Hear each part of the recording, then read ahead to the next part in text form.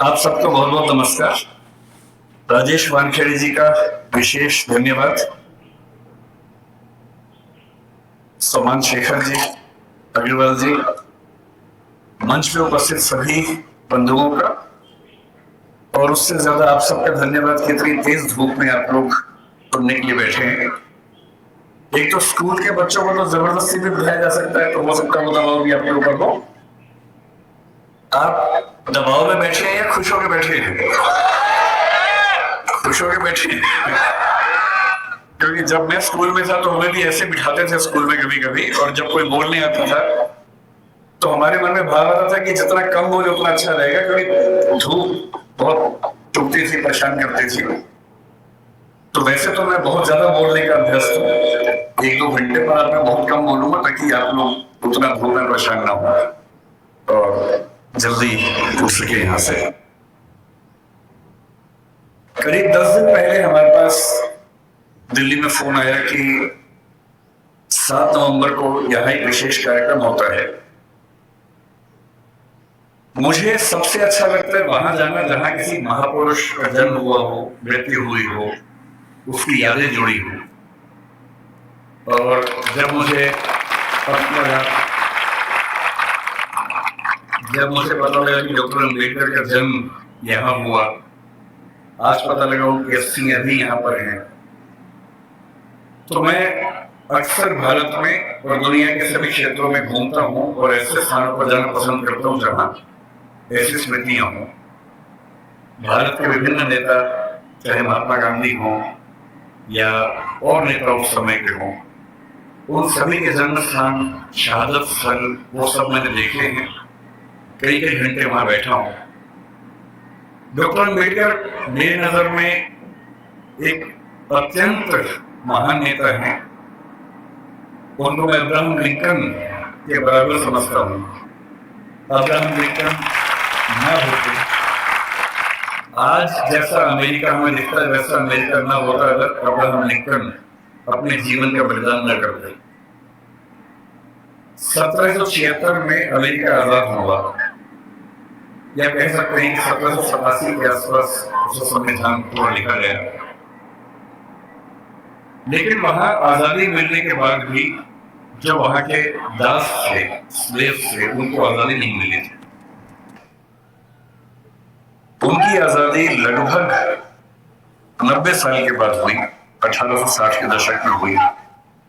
एक लंबा संघर्ष हुआ, और उस लंबे संघर्ष में जिस व्यक्ति ने एड़ी चोटी का जोर लगाया उसका नाम अब्राहम लिंकन था।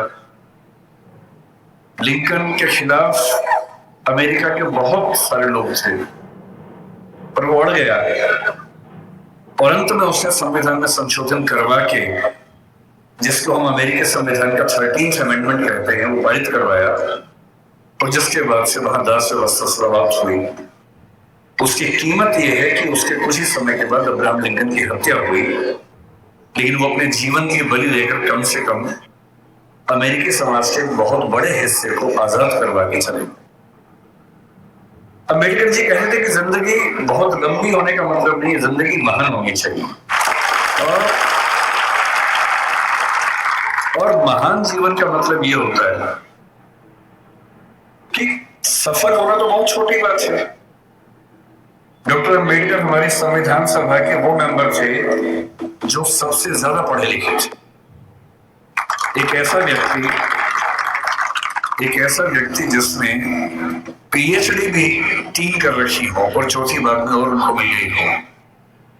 पूरी संविधान सभा में हमें इतना वेल रेड, इतना पढ़ा लिखा व्यक्ति नजर नहीं आता है। कुछ लोग कहते हैं कि संविधान सभा में उनकी भूमिका बहुत छोटी सी थी, नगण्य थी, क्योंकि उन्होंने संविधान लिखा नहीं था, उन्होंने संविधान की प्रारूप समिति की अध्यक्षता की थी। ये बात ठीक है कि वो प्रारूप समिति के अध्यक्ष थे, लेकिन संविधान सभा के एक मेंबर थे टीटी कृष्णमाचारी। उन्होंने एक बड़ी खूबसूरत बात कही कि संविधान सभा की प्रारूप समिति में कुल 7 मेंबर थे, जिनमें से एक ने ज्वाइन ही नहीं किया, एक बीमार पड़ गए, 2 दिल्ली के बाहर थे, एक देश के बाहर चले गए, एक ने इस्तीफा दिया तब दूसरे नंबर को लेके आए। और कहने को 7 मेंबर्स है, लेकिन दरअसल केवल एक व्यक्ति के हाथ में ड्राफ्टिंग की सारी जिम्मेदारी आई और ये कथन पीडी कृष्णमाचार्य ने संविधान सभा के भीतर दिया, और इसलिए हमें इस बात का सम्मान करना चाहिए। लेकिन आप में से अधिकांश बच्चे जिस सामाजिक परिवेश से हैं, मैं संयोग से समाज के उस परिवेश से हूं जिसमें सामाजिक विषमताओं को झेला नहीं। मेरा जन्म एक ऐसे परिवार में हुआ जो निम्न जाति का नहीं है, तो मैं सवर्ण समाज से हूं। संयोग की बात है, तुक्के की बात है। किसी का तुक्का कुछ लगता है, किसी का कुछ लगता है, तो मैं तुक्के से उस समाज से हूं जहां जातीय भेदभाव झेलना नहीं पड़ता है। मैं बहुत गरीब भी नहीं रहा, मेरे माता पिता अध्यापक थे तो वेतन भी ठीक ही था उनका,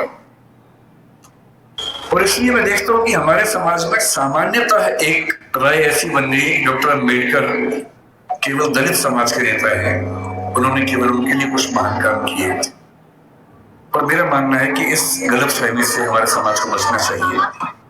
डॉक्टर अंबेडकर हमारे देश के आज तक के सबसे महान नेताओं में से एक हैं और उनकी महानता को हमें स्वीकार करना चाहिए। धूप बहुत ज्यादा है, आपकी उम्र भी बहुत कम है, इसलिए मैं गहरी बातों में नहीं जाऊंगा। डॉक्टर अंबेडकर को लेकर कुछ बहुत गहरे विवाद, गहरे संवाद हो सकते हैं। उनका गांधी जी से क्या रिश्ता था, आजादी के आंदोलन से उनका क्या रिश्ता था, मार्क्सवाद से क्या रिश्ता था, बौद्ध धर्म से उनका क्या रिश्ता था, ये सब ऐसे प्रश्न हैं जिन पर हम कई घंटे गहरी बात कर सकते हैं। लेकिन क्योंकि आप अभी स्कूल वाले बच्चे हैं, ज्यादातर आपके लिए इन विवादों में अभी उलझना ठीक नहीं है। आपके लिए जो ज्यादा महत्वपूर्ण है, मैं उस बात पे आता हूं।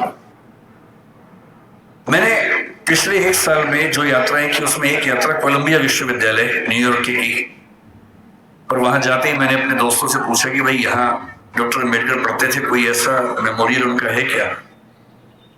तो वो मुझे एक लाइब्रेरी में, जो बेसमेंट में अच्छी लाइब्रेरी उनकी, काफी अच्छी लाइब्रेरी, वहां लेके गए। और लाइब्रेरी में एक दरवाजा जहां अंदर रीडिंग रूम है, उसके बाहर एक बहुत सुंदर प्रतिमा उनकी लगी हुई है और साथ में काफी उनके बारे में लिखा हुआ है। और मुझे बहुत अच्छा लगा कि कोलंबिया विश्वविद्यालय आज भी ये मानता है कि डॉक्टर अंबेडकर उनके आज तक के सबसे शानदार विद्यार्थियों में से एक थे। फिर उसी के कुछ दिन बाद मैं लंदन में था, तो लंदन स्कूल ऑफ इकोनॉमिक्स वहां से पास ही था, करीब 2-3 किलोमीटर दूर था। संडे का दिन था, तो घूमते घूमते वहां चला गया, बंद था वो। तो मैंने वहां उनके जो स्टाफ के मेंबर थे उनसे रिक्वेस्ट की कि क्या मैं अंदर केवल घूम सकता हूँ थोड़ा सा? तो बोले हाँ घूम लीजिए। और जब मैं घूमने गया तो मैंने देखा कि बिल्डिंग में अंदर घुसने से पहले ही बाहर उन्होंने एक ही प्रतिमा लगाई है और डॉक्टर अंबेडकर की ही प्रतिमा है। तो मुझे ऐसा लगता है कि जिस भारतीय सपूत की ख्याति दुनिया में इतनी ज्यादा है, अमेरिका में, लंदन में जहां वो पढ़े, वहां के इंस्टीट्यूशन से मानते हैं कि हमारे महानतम विद्यार्थियों में से एक वो थे। तो ऐसा क्यों है कि हमारे समाज में उनको लेकर ऐसी गलतफहमियां बहुत ज्यादा है? आज मुझे बुलाया गया है ये कह के कि बच्चों को प्रेरणा देनी है, पर दरअसल मेरे लिए तो खुद ये प्रेरणा का समय है कि मैं एक ऐसी जगह हूं जहां मैं बहुत संक्षेप में आपको ये बताना चाह रहा हूं, क्योंकि आप में से बहुत सारे बच्चे जिस समाज में पैदा हुआ होंगे, आपकी परिस्थितियां कुछ वैसी होंगी जैसे अम्बेडकर जी की थी। हालांकि वैसी नहीं होंगी, और क्यों नहीं होंगी? क्योंकि अम्बेडकर जी हो गए आपसे पहले, इसलिए आपकी स्थितियां वैसी नहीं होंगी। अगर वो ना होते तो स्थितियां वैसी होती। तो मैं आपको थोड़ा सा बताना चाह रहा हूं कि आप किस भारत की ऐतिहासिक सामाजिक परंपरा में स्थित हैं और आपकी जिम्मेदारी क्या बनती है। मैं ये भी समझाना चाह रहा हूं कि जो सदस्य आप में से या समाज के जो सुनेंगे इस वक्तव्य को, जो समाज के उस तबके से नहीं भी हैं, जो समाज के संपन्न वर्ग से हैं, उनको भी समझने की जरूरत है। जो हम थोड़ा सा समझेंगे क्या है वो। हमें किसी व्यक्ति की महानता समझने के लिए पहले ये देखना चाहिए कि उसकी प्रेरणा बिंदु क्या थे। आपको मैं प्रेरित करूं, इससे बेहतर है कि मैं आपको वही बताऊं डॉक्टर अंबेडकर के बारे में जिससे मुझे प्रेरणा मिलती है। शायद आपको भी किसी से प्रेरणा मिल रही। और मैं ये स्पष्ट कर दूं, मैं किसी विचारधारा, किसी मान्यता, किसी वाद का अंध समर्थक नहीं हूं। मैं ना गांधीवादी हूं, ना मार्क्सवादी हूं, ना अम्बेडकरवादी हूं। मैं सभी महान व्यक्तियों को पढ़ता हूं, डूब के पढ़ता हूं। अम्बेडकर जी जितना पढ़ते थे उतना नहीं पढ़ पाता हूं, लेकिन तब भी काफी पढ़ता हूं। उनके बारे में तो एक ऐसी बात मैंने सुनी है, आप बार बार ताली मत बजाइए, उससे रिदम टूटेगी। ताली एक ही बार बजा दीजिएगा बाद में, है ना? अभी सुन लीजिए। मैं कल जब इंदौर आ रहा था, फ्लाइट में था, तो मैंने कुछ वीडियोस डाउनलोड किए हुए थे अम्बेडकर जी के बारे में, ये सोच के कुछ नया पढ़ने को मिले, कुछ नया सुनने को मिले, तो मुझे भी तो प्रेरणा मिले। तो एक जिक्र मैंने सुना। आप लोग धूप से परेशान तो नहीं हो रहे? वैसे भी धूप मेरी तरफ ज्यादा है, आपकी तरफ तो कम है, तो अगर मैं बोल सकता हूं तो आप सुन भी सकते हैं, ऐसा क्या है। और आप बैठे हैं, मैं खड़ा हूं, तो आपको तो ज्यादा। तो मैंने कल एक बड़ा अच्छा जिक्र सुना। वो जिक्र एक विदेशी लेखक जिन्होंने किताब लिखी इनसाइड एशिया, ये 19 मतलब अम्बेडकर के समकालीन लेखक थे, जिनका नाम था जॉन गुंटर, बड़े प्रसिद्ध लेखक थे। उन्होंने लिखा कि मैं 1938 में एक बार डॉक्टर अम्बेडकर के घर गया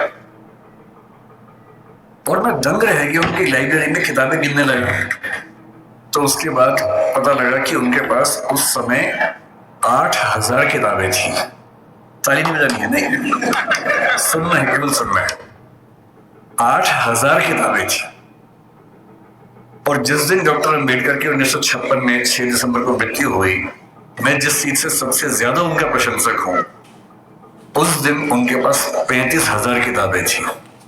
मैंने अरस्तु के बारे में सुना है, जो ग्रीक फिलॉसफी का सबसे महान चिंतक है, सबसे महान चिंतकों में से एक हुआ। उसने अपने जीवन में 3000 पुस्तकें लिखी। हालांकि वो अधिकांश पुस्तकें बहुत छोटी हैं, 2 पृष्ठ, 4 पृष्ठ, 5 पृष्ठ की हैं। मैं दंग रह जाता हूं। मेरे पास डॉक्टर अम्बेडकर का पूरा साहित्य है, वो 21 किताबों में आता है। और जब मैं उसको उठा के 5-7 दिन पहले जब पता लगा यहाँ आना है, तो मुझे लगा मैं एक बार रेफरेंस के तौर पर फिर से देख लूं।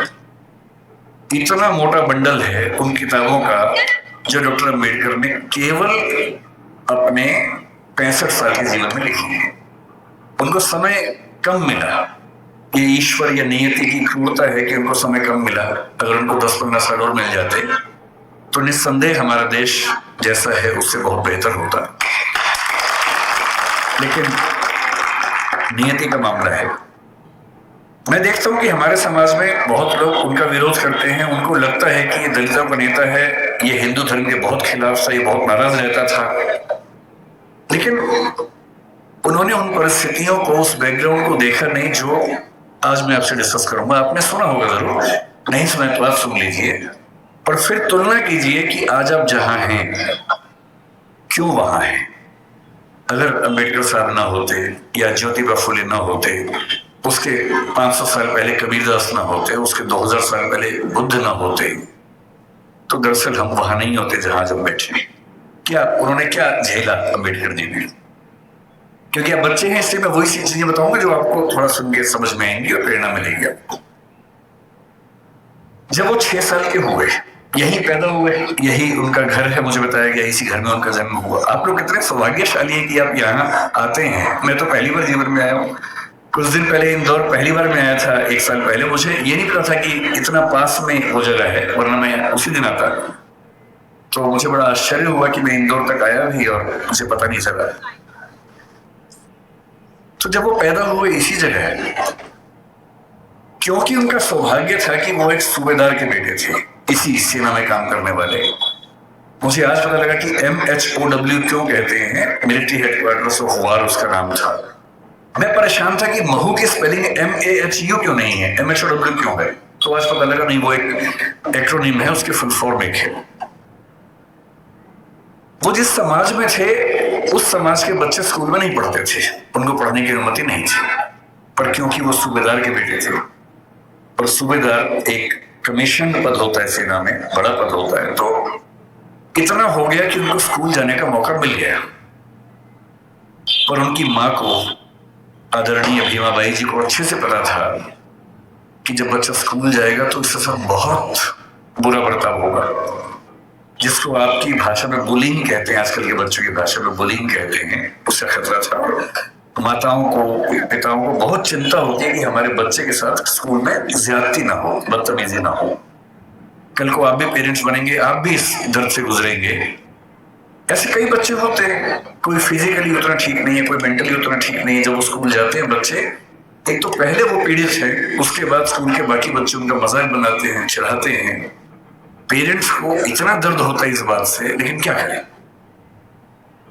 तो उनकी माता जी ने, भीमा बाई जी ने कहा कि देख बेटा, स्कूल जा रहा है, पहले ही समझा रही हूं, बहुत बुरे अनुभव होंगे, लड़ना मत, झगड़ना मत, विद्रोह करके छोड़ मत देना, क्योंकि पढ़ाई करोगे वो अकेला रास्ता है कि कुछ बड़ा कर पाओगे जीवन में, वरना कोई दूसरा रास्ता नहीं है। इस बात को उस छोटे से बच्चे ने मन में बिठा लिया। वो स्कूल गया। उस स्कूल में पहली बार कोई ऐसा बच्चा आया था जो समाज के अछूत कहे जाने वाले समुदाय का हिस्सा था। जो बाकी बच्चे थे बुरे नहीं थे, पर वो भी अपने अपने घर से सीख रहे थे, अपने समाज से सीख रहे थे। उनको ये पता था कि ऐसे बच्चों के साथ नहीं बैठना है, दूर रहना है। तो व्यवस्था हुई कि वो स्कूल में क्लास के सबसे अंत में, जहां सारे बच्चों के जूते चप्पल रखे हैं, उसके पड़ोस में एक दरी छोटी सी बिछा के बैठेंगे और दरी भी खुद लेके आएंगे ताकि स्कूल में कोई और व्यक्ति अपवित्र ना हो। अब सोच के देखिए, इमेजिन कीजिए उस बच्चे की हालत कि एक बच्चा है, अपने घर से दरी लेके आता है, क्लास के अंत में जहां जूते चप्पल रखे उसके पास में बिछाता है, बैठता है, बाद में लेके जाता है। उसके साथ कोई खाना भी नहीं खाता है, तो वो दीवार की तरफ चेहरा करके अपना भोजन करता है जो घर से लेके आया था। उसको पानी पीने की अनुमति नहीं है। आपने ये सब नहीं झेला होगा, उस बच्चे का सोचिए। याद से केवल और केवल 110 साल पहले की बात मैं कर रहा हूं, बहुत पुरानी बात नहीं है, 115 साल पहले की बात। उस बच्चे को पानी पीना है और स्कूल में पानी की एक ही व्यवस्था है कि जो पानी का नल है या घड़ा है उसे वो नहीं छू सकता। तो एक चपरासी है जो उसको दूर से पानी देगा तो वो पिएगा, वो घड़ा नहीं छू सकता है। और ये बात कोई और नहीं कहा है, डॉक्टर अंबेडकर ने खुद अपनी आत्मकथा लिखी है। वो उस समय छप नहीं पाई थी, छपी 1990 के आसपास है। अंग्रेजी में उस आत्मकथा के कुल 6 अध्याय हैं। उसका नाम है वेटिंग फॉर ए वीजा। यूनी की पुस्तक है। उसमें केवल 6 अध्याय हैं, जिनमें से 4 अध्यायों में उन्होंने अपने अनुभव बताए हैं और 2 में बाकियों के अनुभव बताए हैं। और जो पहला अनुभव है वो यही अनुभव है। और वो साफ लिखते हैं कि अगर किस दिन बच्चों, अभी मैं जानता हूं बहुत बेचैन हो गए, शरारत करने का मन भी होगा, लेकिन जिनकी बात चल रही है ना, उनके सम्मान में थोड़ा शांत रहें और सुने, है ना, समझिए। चंचलता इस उम्र में होती है, लेकिन थोड़ा सुन लीजिए, क्या हो गया, फायदा हो जाएगा, कुछ नया सीखोगे, है ना। आपकी उम्र से बहुत पहले अंबेडकर जी बहुत सीरियस हो गए थे, इसलिए वो अंबेडकर जी हैं। तो अब तो सीरियस हो ही जाना चाहिए। और जिस व्यक्ति की बात चल रही है उसका कितना एहसान है हम पे, आपके समाज में विशेष रूप से, ये भी समझना चाहिए। जिस दिन चपरासी नहीं आएगा उस दिन पानी नहीं पी सकते। उन्होंने एक वाक्य लिखा अपनी आत्मकथा में, नो पियन नो वाटर। उस समय ऐसी बोतलें नहीं होती थी जो भी आपको बढ़ रही थी, जिन बोतलों के लिए आप हाहाकार मचा रहे थे, उस जमाने में नहीं होती थी। उस जमाने में पियर नहीं आता था तो पानी नहीं मिलता था। उनके नंबर बहुत अच्छे हैं क्लास में। व्यवस्था थी कि जिसके नंबर जितने अच्छे होंगे वो उतना आगे बैठेगा, पर उनको ये ऑप्शन नहीं था कि वो आगे बैठ सके, उन्हें पीछे बैठना था। ये सब झेलते झेलते वो पढ़े। जब 10वीं क्लास में आए तो एक अध्यापक उनके थे, कृष्णा जी अर्जुन सिलुस्कर नाम था उनका। उन्होंने उस बच्चे को, भीमराव को, एक छोटी सी पुस्तक भेंट की जो बुद्ध की जीवनी थी, और कहा कि इसको पढ़ो। अंबेडकर कहते हैं कि उस पुस्तक को और मैं अपने अध्यापक केलुस्कर जी को जिंदगी भर नहीं भूल पाया। वही केलुस्कर जी बाद में उनको बड़ौदा के महाराज सियाजी राव गायकवाड़ से मिलवाने ले गए, वजीफा दिलवाया। फिर वजीफा बढ़ा और जब वो एल्फिंसन कॉलेज के विद्यार्थी हुए तो उनको कोलंबिया विश्वविद्यालय जाने के लिए स्कॉलरशिप मिली, वहीं से मिली, बड़ौदा से मिली। 4 साल कोलंबिया में रहे और इतनी मेहनत करते थे, कोलंबिया विश्वविद्यालय से एमए और पीएचडी करने के साथ साथ लंदन स्कूल ऑफ इकोनॉमिक्स से भी एमए और पीएचडी कर डाली। और उन्होंने कहा कि मैं भी बाकी विद्यार्थियों की तरह कुछ घंटे पढ़ के बाकी मौज मस्ती कर सकता था, पर मैंने रोज 21 घंटे पढ़ना चुना ताकि मैं वो सारी सीमाएं दूर कर सकूं जो मैंने अपने समाज में देखी हैं। 17 में वो भारत वापस आए। अब देखिए स्थिति क्या होती है। जब वो भारत आए तो 4 साल अमेरिका में रहे थे, बीच में लंदन में रहे थे, तो उनको वहां जाति व्यवस्था नहीं थी, वहां कोई ये छूट नहीं था। वहां भी ब्लैक्स की दिक्कत थी, अश्वेतों की दिक्कत थी, पर क्योंकि वो अश्वेत नहीं थे इसलिए वो दिक्कत उन्होंने नहीं महसूस की। तो उन्होंने 4 साल देखा कि एक समानता का व्यवहार उनके साथ हुआ, तो वो उसके अभ्यस्त हुए। अब भारत आए। बड़ौदा महाराज के साथ जो सहमति थी वो ये कि जब वो पढ़ के आएंगे तो बड़ौदा सरकार में सिविल सेवक बनेंगे, दीवान बनेंगे। अब सोच के देखिए क्या हुआ उनके साथ। वो व्यक्ति बंबई से बड़ौदा आया, और जब बड़ौदा आया तो उसको लगा कोई तो लेने आएगा, क्योंकि वो महाराज के सिविल सर्वेंट थे। स्टेशन पर कोई लेने नहीं आया उनको, क्योंकि उनका समाज पिछड़ा हुआ था। तो कोई बात नहीं, उतरे, सोचा कि अब कहां रहूं। उनको अंदाजा था कि जो हिंदू समाज की धर्मशालाएं हैं, होटल से वहां उनको अनुमति नहीं मिलेगी, क्योंकि वो अस्पृश्य माने जाते हैं। तो काफी ढूंढने के बाद उनको एक पारसी धर्मशाला मिली। ये सब बातें अम्बेडकर जी ने अपनी जीवनी में लिखी है, आत्मकथा में, वहीं से बता रहा हूं आपको, उन्हीं की लेखनी है। क्योंकि पारसी धर्म में तो जाति व्यवस्था नहीं है, तो उनको लगा यहां शायद शांति मिलेगी। वो पारसी धर्मशाला में गए, वहां कमरा के लिया। एक ही कमरा था, बड़ा बहुत बुरी हालत में कमरा था, फर्नीचर से भरा हुआ गोदाम जैसा कमरा, उसी के कोने में रहने की व्यवस्था हुई। तो रहने लगे। कुछ देर के बाद उस धर्मशाला का जो केयर टेकर था वो गुस्से में आया और उसने कहा कि तुम पारसी नहीं हो? उन्होंने कहा नहीं, मैं तो पारसी नहीं हूं। तो उन्होंने बताया क्यों नहीं? अरे आपने पूछा नहीं, मैं क्यों बताऊं? लेकिन उस धर्मशाला में कई महीनों से शायद कोई आया ही नहीं था, हालत खराब थी। तो फिर सहमति बनी कि यार तुम ना रजिस्टर में कोई पारसी नाम लिख दो, मैं मैनेज कर लूंगा। और बोले मुझे कुछ दिन में घर मिल ही जाएगा, मैं फिर वहां शिफ्ट हो जाऊंगा। तो एक पारसी नाम कुछ रख के काम चलाया। लेकिन 11 दिन हुए थे अभी, और 11वें दिन लगभग 10 से 15 पारसी युवक हथियार, लाठी, डंडे हाथ में लेके चिल्लाते हुए उनकी तरफ बढ़े। और तब उन्होंने कहा कि एक अछूत आदमी पारसी धर्मशाला में कैसे आ गया? तुमने हमारी धर्मशाला खराब कर दी। अम्बेडकर जी ने कहा कि आपके धर्म में तो जाति व्यवस्था है नहीं, पर वो सब हमें नहीं पता, भागो यहां से। और खतरा था कि हिंसा हो सकती थी। अंत में तय हुआ कि शाम तक का समय है, छोड़ देना, वरना छोड़ेंगे नहीं। डॉक्टर अम्बेडकर अपने ऑफिस गए। ऑफिस में उनकी कुर्सी अलग बनाई गई। उनका चपरासी उनको पानी इस तरह से देता था कि जैसे किसी खराब व्यक्ति को दे रहा हो। फाइलें फेंक के देता था ताकि छू ना ले। अब उस व्यक्ति का मन सोचिए कि जो व्यक्ति इतना पढ़ के आ गया है, अमेरिका से पीएचडी, लंदन से पीएचडी कर चुका है, इकोनॉमिक्स में पहली बार देश में किसी ने इतने गंभीर से अध्ययन किया होगा, उसके साथ ये बर्ताव हो रहा है। उन्होंने महाराजा के सचिव से बात की, भाई मुझे रहने को घर कब मिलेगा, छोड़ना है मुझे। कोई जवाब नहीं मिल पाया। शाम तक छोड़ना है। पूरे बड़ौदा में एक भी जगह नहीं है जहां वो रह सके। अंतिम उपाय क्या किया? अपने एक हिंदू दोस्त से बात की कि भाई, जो 2 दोस्त उनके बाहर से पढ़ के आए थे, एक हिंदू एक ईसाई, दोनों से बात की। हिंदू दोस्त से कहा ऐसा कि ऐसे ऐसे छोड़ना पड़ रहा है पारसी धर्मशाला, क्या मैं तुम्हारे घर रह सकता हूँ? बहुत प्रगतिशील व्यक्ति था, पर उसने 2 मिनट चुप होकर बोला कि देख यार, मुझे तो दिक्कत नहीं है, पर मेरे यहाँ जो लोग काम करते हैं ना, वो सब काम छोड़ देंगे, क्योंकि तुम अगर रहोगे तो वो फिर सब खत्म हो जाएगा। तो बोले ठीक है, कोई बात नहीं। एक ईसाई दोस्त था, ईसाइयों में तो प्रथा नहीं होती है, उससे पूछा।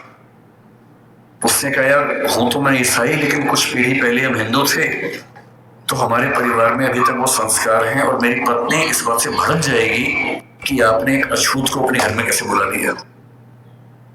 तब डॉक्टर अम्बेडकर लिखते हैं अपनी आत्मकथा में, जो हिंदू समाज के लिए अछूत है वो पारसी के लिए भी अछूत है, वो ईसाई के लिए भी अछूत है।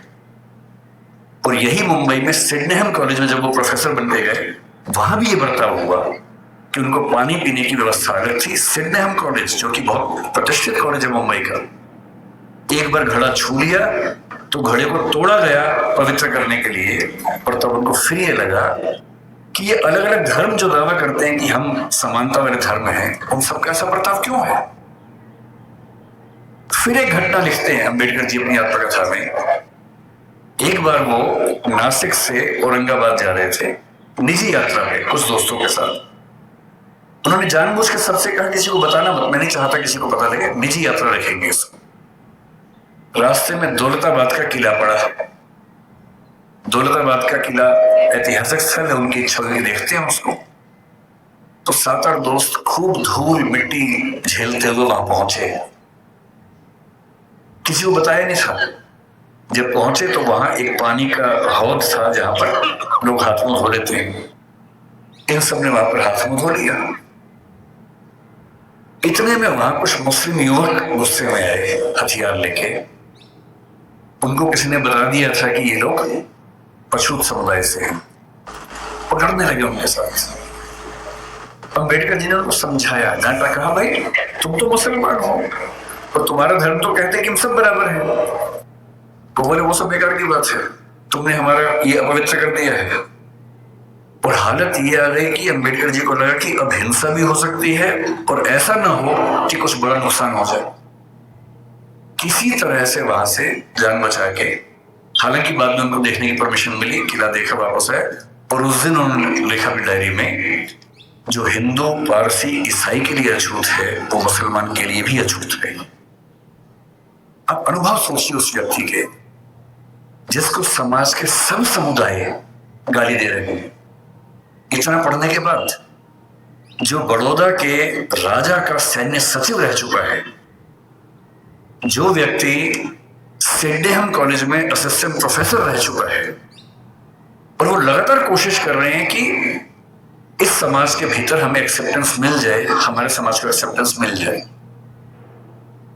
उनके मन में आता नहीं होगा कि अगर वो वापस चले जाते इंग्लैंड, एक साल के लिए फिर से गए भी थे, अगर वो चाहते तो अमेरिका में, इंग्लैंड में, दुनिया भर के सबसे अच्छे इंस्टीट्यूट्स में, यूनिवर्सिटीज में प्रोफेसर बन के शानदार जिंदगी गुजार सकते थे। क्या कमी थी उनके जीवन में? पर उनको एक बात हमेशा लगती थी कि अगर मेरे समुदाय में संयोग से मैं पढ़ लिख गया हूं, उनके परिवार के 14 बच्चों में वो 14वें बच्चे थे, और उनके खानदान का, उनकी जाति का, समुदाय का पहला बच्चा था जिसने 4th क्लास पास की थी। उनको एक ही बात लगती थी कि मैं अपनी जिंदगी तो शानदार बना के गुजार सकता हूं, बड़ी बात नहीं है। पर नियति ने, इतिहास ने मुझे एक ऐसा मौका दिया है कि यदि मैं अपने निजी सुख दुख भूल जाऊं और रात दिन 24 घंटे अपने समाज के विकास में ताकत लगा दूं, तो हो सकता है कि मेरी वजह से हजारों, लाखों, करोड़ों उन व्यक्तियों को बेहतर जिंदगी मिले जिनकी जिंदगी मानवीय जिंदगी तो नहीं है, कई मामलों में पशुओं से भी बदतर जिंदगी है। और इसीलिए मैं कहता हूं कि जो बोधिसत्व शब्द है वो दरअसल वैसे ही व्यक्तियों के लिए बना हुआ है। बोधिसत्व क्या होता है? महात्मा बुद्ध के बारे में कहते हैं कि जब उनको मोक्ष मिल गया, बुद्ध मानते थे कि जीते जी भी मोक्ष मिल सकता है। कहते हैं कि उनको मोक्ष मिल गया, और जब उनको मोक्ष मिल गया तो वो मुक्ति में जाके आनंद में रह सकते थे। पर उन्होंने कहा कि नहीं, इस समाज में, इस दुनिया में इतने लोग दुखी हैं, इतने लोग परेशान हैं। उनके अंदर बहुत करुणा थी। उनको लगता था कि जब तक दुनिया में एक भी व्यक्ति दुखी है, परेशान है, तब तक मैं अकेला मोक्ष लेकर क्या करूंगा। उन्होंने अपने मोक्ष को स्थगित कर दिया और कहा कि मैं लगातार प्रयास करूंगा कि मेरे साथ साथ सभी को मुक्ति मिले।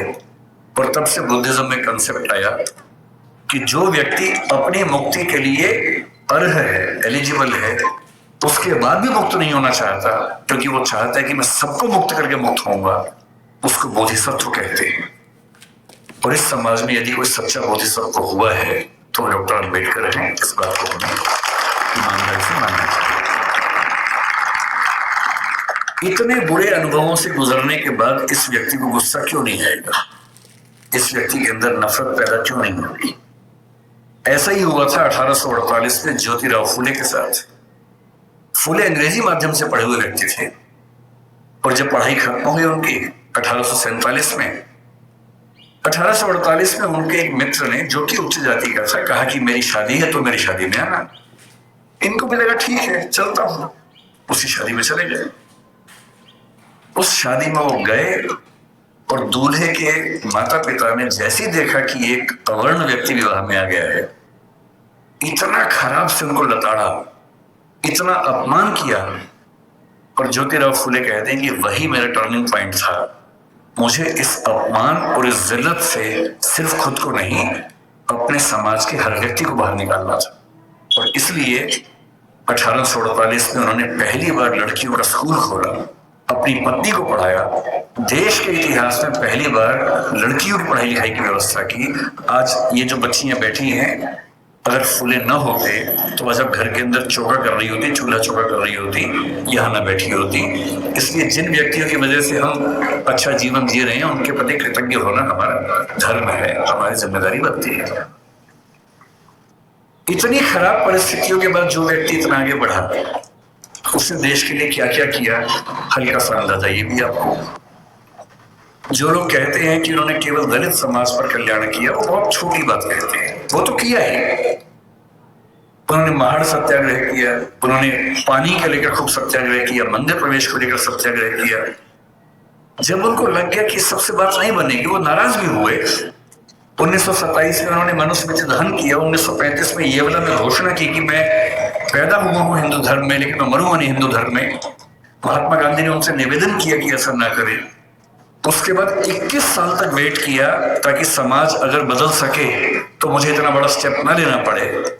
और 1956 में जब उनको लग गया कि मेरी मृत्यु नजदीक है और मैं अपने समुदाय को संशय में, दुविधा में न छोड़ के जाऊं, तो अपनी मृत्यु से केवल 1.5 महीना पहले 14 अक्टूबर के दिन उन्होंने बौद्ध धर्म को अपना लिया।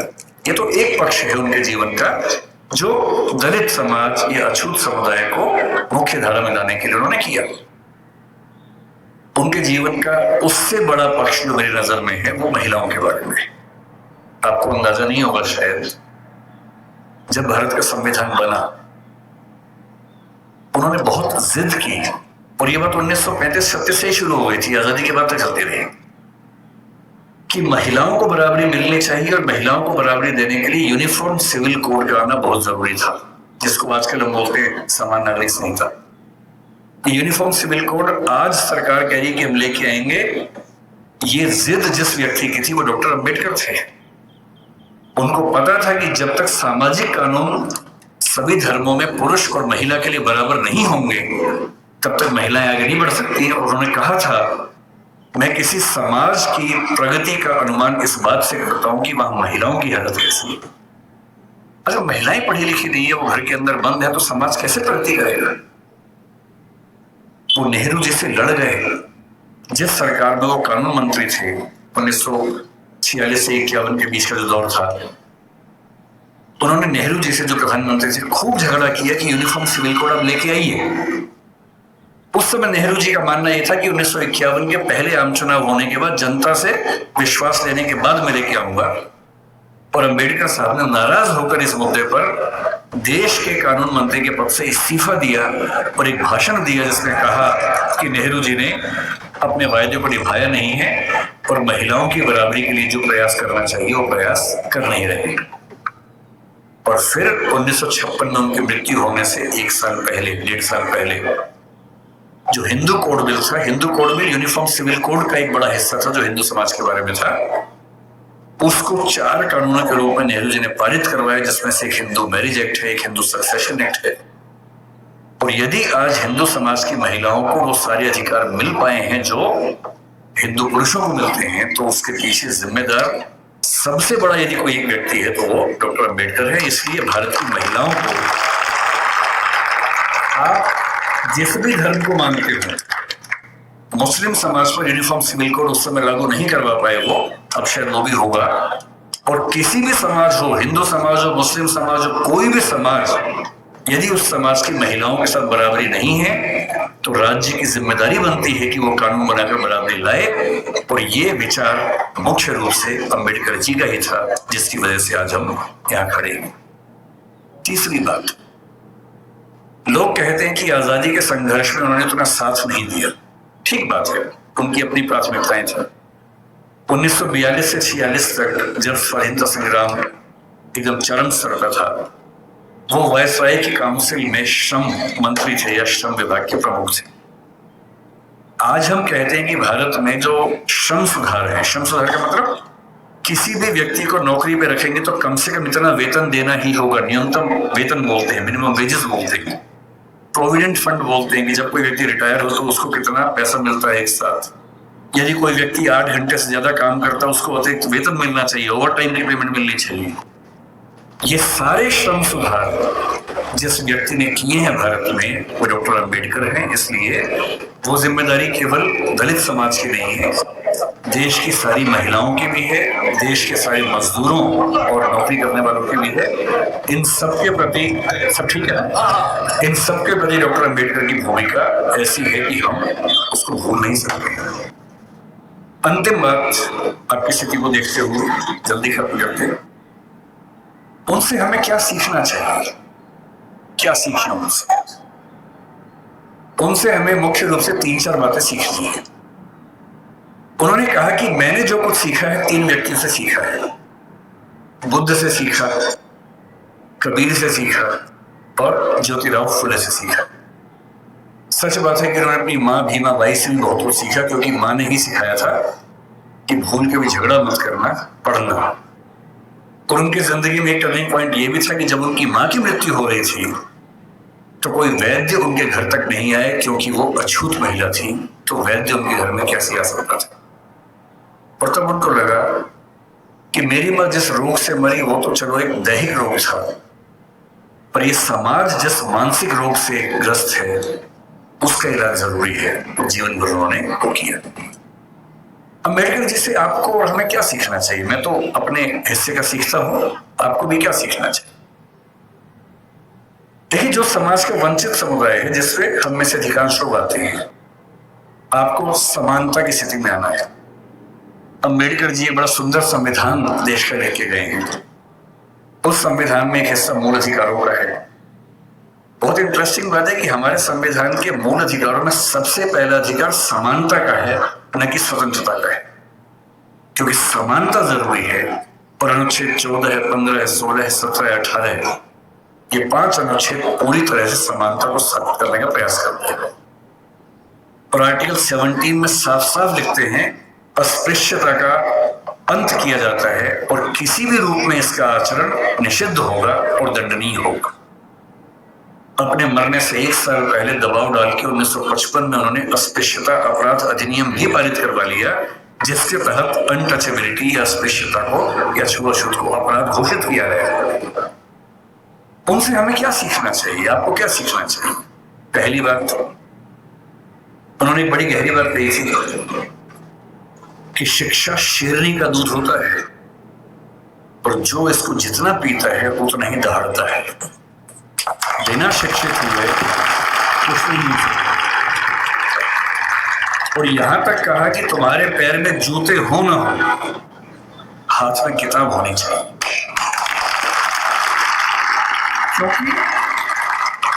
क्योंकि एक जीवन में अगर आप चाहते हैं कई जीवन के बराबर जिंदगी जी के आगे बढ़ना, उसका एक ही रास्ता है, किताबें, पढ़ाई। इसके उदाहरण खुद डॉक्टर अंबेडकर हैं। आपके समाज के पास ना उतना पैसा है, ना उतनी जमीन है, ना उतनी संपत्ति है, ना उतना रसूख है, ना उतनी पॉलिटिकल ताकत है। जिन समुदायों, जिन परिवारों के पास ये सब नहीं होता, उनके पास आगे बढ़ना एक ही रास्ता बचता है, वो है शिक्षा, तालीम। और सोशल मीडिया ने एक अच्छा काम ये किया है कि अच्छी अच्छी पढ़ाई, अच्छे अच्छे अध्यापक अब आपके मोबाइल फोन की मदद से आप सबके घर के अंदर पहुंच चुके हैं। अब तो हमारे पास ये भी कहने को नहीं है कि अच्छे टीचर्स नहीं मिलते हैं। जो टीचर दिल्ली को मिलते हैं, जो जेएनयू को मिलते हैं, जो मुंबई को मिलते हैं, देश के अच्छे अच्छे संस्थान को मिलते हैं, हार्वर्ड को मिलते हैं, वो सारे के सारे ऑनलाइन, और उनमें से बहुत सारी क्लासेस उनके निःशुल्क यूट्यूब पे, सोशल मीडिया पे उपलब्ध है। अगर आपके अंदर पढ़ने की जिद हो तो आज पढ़ना पहले की तुलना में बहुत आसान हो चुका है। असली बात है कि आपके अंदर वो जिद है या नहीं। दूसरी बात, मैं आईएएस के लिए पढ़ाता हूँ, दृष्टि नाम की संस्था हमारी है, और हमारे बहुत सारे बच्चे आईएएस बनते हैं, जिनमें से बहुत अच्छा अनुपात उन बच्चों का है जो SC ST कैटेगरी से, OBC कैटेगरी से होते हैं। मैंने एक चीज देखी है, आपसे विशेष रूप से निवेदन कर रहा हूं। बहुत सारे ऐसे बच्चे होते हैं जो समाज के पिछड़े समुदाय से आते हैं और उनको इस बात की बड़ी शर्मिंदगी होती है कि मैं पिछड़े समुदाय से हूं। उनको आरक्षण मिलता है, वो आईएएस बनते हैं, आईपीएस बनते हैं, और आईएएस आईपीएस बनने के बाद कोशिश करते हैं कि उनकी वो पहचान खत्म हो जाए कि वो पिछड़े समुदाय से हैं, और वो किसी उच्च समुदाय के व्यक्ति से शादी ब्याह करके अपने आप को वहां एक्सेप्ट करवा ले किसी तरह से। ऐसी उधेड़-बुन में लग जाते हैं। मैं आपसे एक बात का निवेदन करना चाह रहा हूं, जिस समाज से आप हैं उस समाज को लेकर शर्मिंदा कभी नहीं होना है, एकदम नहीं होना। आप सिविल सेवक बनेंगे, नेता बनेंगे, पुलिस वाले बनेंगे, जज बनेंगे, जो भी बनेंगे, आपकी मुख्य जिम्मेदारी संविधान के प्रति है, अपने दायित्वों के प्रति है, एकदम ठीक बात है, उसमें कोई कोताही करने में नहीं चाहिए। पर ध्यान रखना है, आरक्षण के पीछे का मूल तर्क क्या है। आप सोच के देखिए कि इस देश में कुल नौकरियां अगर मैं मान लूं केंद्र में तो 1 लाख के आसपास, जिनमें SC समाज की 15,000 के आसपास होंगी। SC समाज की कुल आबादी अगर हम देखें, इस समय 16% से ऊपर आबादी है। अगर 150 करोड़ दिमाग में रखने या 140 करोड़ रखे तो 23 करोड़ के आसपास आबादी दलित समाज की या SC समाज की भारत में है। 23 करोड़ में से अगर 15,000 लोग नौकरी पा लेंगे, क्या इससे दलित समाज की आर्थिक स्थिति बेहतर हो जाएगी? नहीं होगी, वो तो 15,000 की होगी। तो आरक्षण क्यों दिया जाता है? आरक्षण का उद्देश्य ये नहीं है कि लोग अमीर हो जाए, वो तो 15,000 होंगे।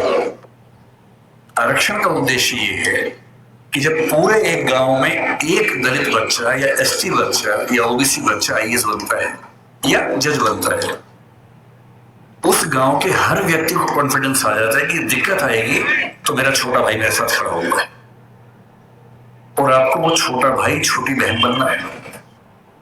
जिस दिन आप सफल हो जीवन में, आपके समाज ने बहुत आहुति दी है आपकी सफलता में, और आप जिंदगी भर भी उनकी मदद करेंगे तो अपना उधार चुका नहीं पाएंगे। कोई ऐसा काम नहीं करना जो गैर कानूनी हो, जो असंवैधानिक हो, ऐसा नहीं करना है।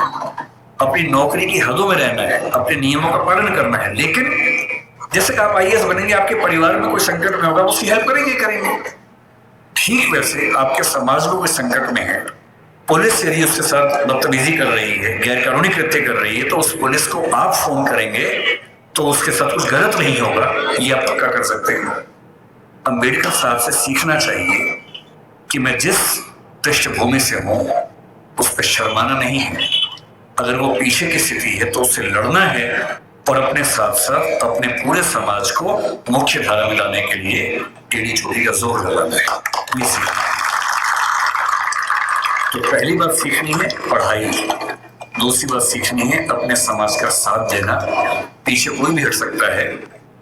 जाति को लेकर कबीरदास ने बड़ी गहरी बात कही थी कि व्यक्ति की पहचान उसकी योग्यता से होनी चाहिए, मेहनत से होनी चाहिए। जाति में क्या रखा हुआ है?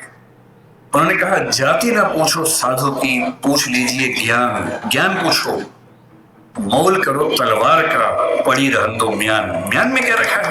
तलवार की कीमत है। और यदि हम कहते हैं कि पिछड़े समाज के लोग पढ़ने में पीछे हैं, तो ऐसा क्या था कि एक बच्चे को मौका मिला और वो पूरी संविधान सभा में सबसे ज्यादा पढ़ा लिखा व्यक्ति बन गया? इसका मतलब है कि अवसर मिले, जुनून हो तो व्यक्ति कुछ भी कर सकता है। और मेरे पास जो मेरे प्रेरणा स्रोत हैं बहुत सारे हैं, उनमें से एक डॉक्टर अंबेडकर हैं। जब मैं इस रूप में प्रेरित होना चाहता हूं कि किन व्यक्तियों ने अपनी जिंदगी की आहुति देकर एक पूरे समाज, एक पूरे राष्ट्र की जिंदगी बदली, मुझे अब्राहम लिंकन, मेरी गूफ, रोजा पार्क्स, डॉक्टर अंबेडकर ऐसे कुछ नाम याद आते हैं और मेरा मन कहता है कि मैं अपने समाज के बच्चों से, केवल आपसे नहीं, मैं अपने घर के बच्चों से भी ये कहता हूँ कि जिंदगी जियो तो वैसी जियो कि आपके जाने के बाद लाखों करोड़ों व्यक्ति का जीवन बेहतर बने। और ये मजाक नहीं है। डॉक्टर अंबेडकर ने हमेशा कहा कि भाई नायक पूजा मत करना। जब लोग उनका जन्मदिन मनाते थे वो बुरा मानते थे कि यार तो बिना बात के मुझे भगवान बना रहे, ऐसा मत करो। नाराज होते थे कि ये तुम मुझे भगवान बना दोगे तो तुम अपनी जिम्मेदारी भूल जाओगे, सोचोगे भगवान था, इसी का काम था, मेरा काम नहीं है, ऐसा मत करना। उन्होंने खूब मना किया। समाज की अपनी मजबूरी है कि यदि कोई व्यक्ति इतना महान काम करके जाए तो उसको सम्मान न दे तो क्या करे। इसलिए उनका जन्मदिन भी मनाया जाता है, पुण्यतिथि भी मनाई जाती है। 14 अक्टूबर के दिन भी नागपुर में मनाते हैं। आज 7 नवंबर, आज का दिन बड़ा पवित्र है। आज वो जीवन में पहली बार स्कूल में गए थे, उसी स्कूल में जहाँ दरी हाथ में लेके जाना होता था। ये उसी स्कूल की बात है। और मुझे खुशी है कि ये जो संगठन है यहाँ इस दिन को मना रहा है। और मैं एक अंतिम एग्जाम्पल के बाद समाप्त करता हूँ। 1954 का एग्जाम्पल है। अमेरिका में जो स्थिति हमारी यहाँ दलित समाज की है वो स्थिति अमेरिका में अश्वेतों की रही लंबे समय तक। हुआ क्या कि जब अमेरिका आजाद हुआ तो अमेरिका के संविधान में समानता की बात लिखी गई। जब समानता की बात लिखी गई तो दास लोगों ने विरोध किया कि अगर समानता है तो हम दास कैसे हैं। 90 साल लगे दास प्रथा को समाप्त करवाने में। अब्राहम लिंकन ने खत्म किया, अपना जीवन दे दिया। तो 1866 में दास प्रथा खत्म हो गई, लेकिन अभी भी अश्वेतों को अधिकार नहीं मिले, महिलाओं को वोटिंग राइट्स नहीं मिले अभी तक। अब महिलाओं और अश्वेतों के आंदोलन शुरू हुए कि हमें बराबरी चाहिए। और उसमें एक घटना, बड़ी रोचक घटना है, सुनिए क्या हुआ। 1950 के आसपास अश्वेतों का आंदोलन बड़ा प्रखर हो गया। उस समय डॉक्टर अंबेडकर अपने जीवन के आखिरी दौर में थे। उन्होंने भी उस आंदोलन को देखा समझा। उसमें 2 घटनाएं घटी। एक महिला थी रोजा पार्क्स। अमेरिका का नक्शा देखा हो तो उसमें एक राज्य है अलाबामा। अलाबामा में एक शहर है मोंटगोमरी, वहां का प्रसंग है। अस्पृश्यता कुछ मात्रा में अमेरिका में भी थी और देशों में भी थी। कैसे थी देखिए। वहां एक नियम था कि जो सरकारी बसें होती थी उन बसों में शुरू की 4 सीटें केवल श्वेत लोगों के लिए होती थी और चौथी सीट के पीछे अश्वेत लोग बैठ सकते थे। वो भी एक कंडीशन पे कि यदि श्वेतों की 4 सीटें भर गई और फिर कोई श्वेत आ गया तो अश्वेत को सीट छोड़नी पड़ेगी। ये कंडीशन थी। तो लोग करते थे, बैठते थे, 4 सीट छोड़ते थे, कोई श्वेत आ गया उठते थे, छोड़नी पड़ती थी। उनको खराब लगता था।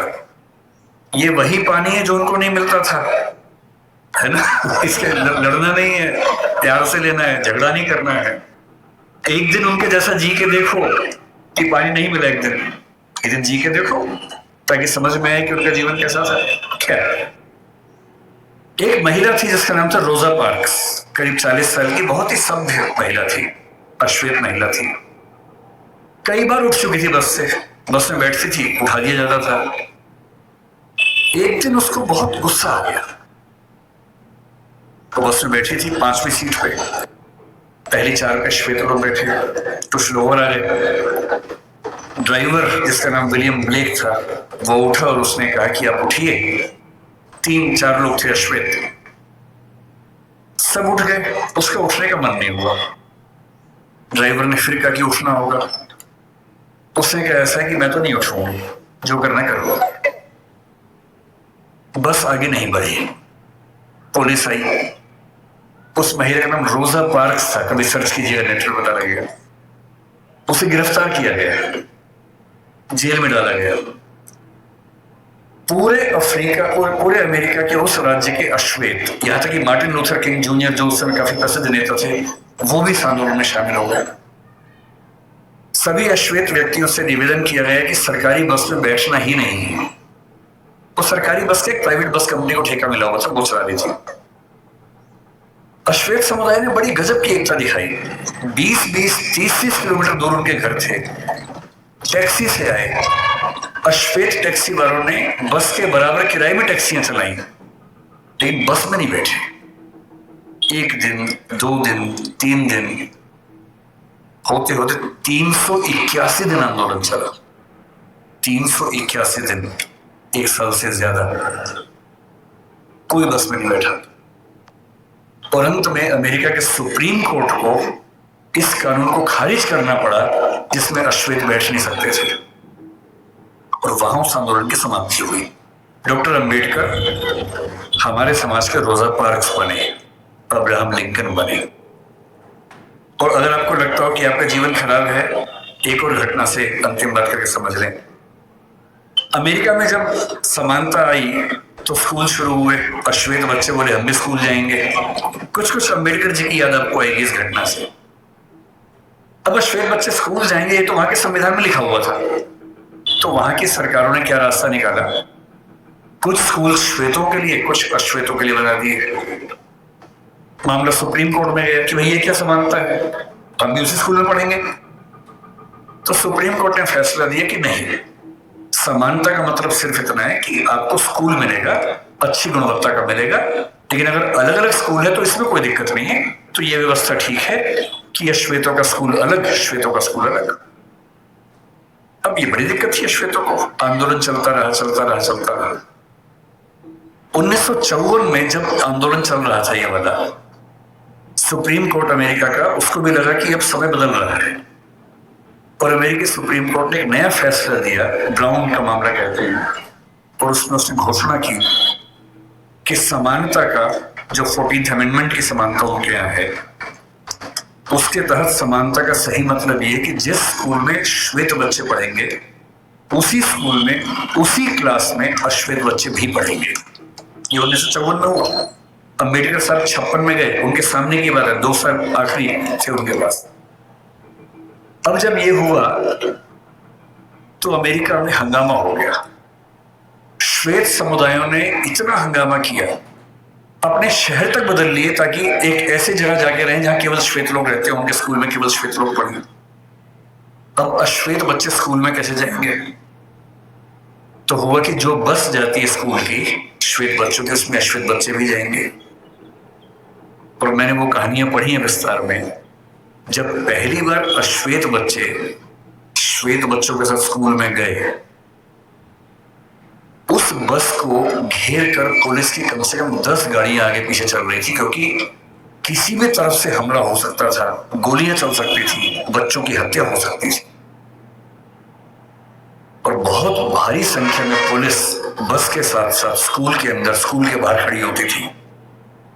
और अमेरिकी समाज को लगभग 70-80 साल लगे हैं। लेकिन अगर आप ध्यान से देखें, 1776 की आजादी जो दासों की आजादी नहीं थी, अश्वेतों की नहीं थी, महिलाओं की नहीं थी।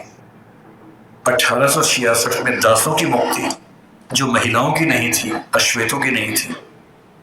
1950-55 के आसपास महिलाओं और अश्वेतों की मुक्ति। ठीक उस समय मार्टिन लूथर किंग जूनियर को 35 साल की उम्र में नोबेल पुरस्कार मिलना है, और उसके लगभग 50-55 साल बाद बराक ओबामा का अमेरिका का राष्ट्रपति बनना। इतिहास ऐसे बदलता है। इतिहास में हर व्यक्ति को अपने हिस्से की भूमिका निभानी होती है। अम्बेडकर जी ने अपने हिस्से की भूमिका निभा दी है, आपकी बाकी है। ठान लीजिए, इतना पढ़ना है। उस आदमी को सोचिए, वो उसने अपने जीवन में पहला रिसर्च एंथ्रोपोलॉजी में किया। अम्बेडकर जी ने एंथ्रोपोलॉजी के विद्वान, इकोनॉमिक्स में पीएचडी की, और वो व्यक्ति पॉलिटिकल साइंस और संविधान के एक्सपर्ट बना बाद में। जिस विषय में बात करेंगे उस विषय के एक्सपर्ट बना। अगर वो ऐसा कर सकते हैं तो आप क्यों नहीं कमर कर सकते? और मैं अंत में ये बात लेकर समाप्त करूंगा। ठान लीजिए उन्हीं की बात, पैरों में जूते हो ना हो। तुम लोग ध्यान से समझो, पानी की बोतल मिले ना मिले, हाथ में किताब होनी चाहिए। और किताब सूरज से धूप बचाने के लिए नहीं होती है। आप बचा लो, कोई बात नहीं। किताब इसलिए नहीं चाहिए कि धूप से बचना है, किताब इसलिए चाहिए कि धूप जैसा तेज अपने अंदर पैदा हो। और एक बहुत प्रसिद्ध विचारक हुए सफदर हाशमी, उन्होंने मजदूर समाज के लिए एक बात कही थी जो मैं आपको कह रहा हूं। उन्होंने एक गीत लिखा कि शिक्षा से ही बदलाव हो पाएगा। वो कहते हैं, पढ़ना लिखना सीखो ओ मेहनत करने वालों, पढ़ना लिखना सीखो ओ मेहनत करने वालों, पढ़ना लिखना सीखो ओ भूख से मरने वालों, क ख ग घ को पहचानो, अलिफ को पढ़ना सीखो, अ आ ई को हथियार बनाकर लड़ना सीखो। जो लड़ाई आप लड़ रहे हैं उस लड़ाई में ना बंदूक चाहिए, ना तोप चाहिए, ना लाठी चाहिए, ना भाला चाहिए, डंडा नहीं चाहिए, किताब चाहिए, अक्षर चाहिए। और पढ़ना क्या है? हर चीज पढ़नी है। संविधान को घोट लेना है ताकि आपको पता रहे क्या अधिकार है। कानून को ठीक से पढ़ना है, सीआरपीसी आईपीसी को ठीक से पढ़ना है ताकि कोई आपके खिलाफ ज्यादती न कर सके। हर नागरिक को पता होना चाहिए कि मेरे क्या अधिकार हैं और मैं राज्य से क्या उम्मीद कर सकता हूं। साहित्य भी पढ़ना है और वो साहित्य देखना है जो साहित्य आम आदमी के पक्ष में है, वो साहित्य नहीं जो भव्य इमारतों के बारे में है। अदम गोंडवी जैसे साहित्यकार को पढ़ना है, कबीरदास को पढ़ना है जो समाज के आम व्यक्ति की जिंदगी को ठीक से समझता है, समझाता है। अदम गोंडवी ने आपके समाज के एक छोटे हिस्से के बारे में इतनी गहरी कविता लिखी, आइए महसूस करिए जिंदगी के ताप को, मैं चमारों की गली में ले चलूंगा आपको। ऐसा साहित्य पढ़ना है जो साहित्य समाज के उन वर्गों के बारे में है जिन्होंने जिंदगी की तलखी को, बुराइयों को, संघर्षों को सबसे ज्यादा सहन किया है, उनको पढ़ना है। तकनीक को पढ़ना है। डॉक्टर साहब ने कहा था कि जो समाज विज्ञान नहीं पढ़ता, ज्योतिबा जी ने भी कहा था, जो समाज विज्ञान नहीं पढ़ता वो कभी आगे बढ़ ही नहीं सकता। विज्ञान पढ़िए, तकनीक पढ़िए, आर्टिफिशियल इंटेलिजेंस पढ़िए, जो भी नई चीजें हैं जिनसे भविष्य में विकास होगा उन सब में पढ़ाई करनी है। और जितना पढ़ने के बाद आगे बढ़ेंगे बस ध्यान रखना है, आगे सिर्फ आप नहीं बढ़े हैं, आपका समाज आपके साथ आगे बढ़े, ये आपकी नैतिक जिम्मेदारी है। ये कह के बात समाप्त करूंगा। बहुत बहुत धन्यवाद।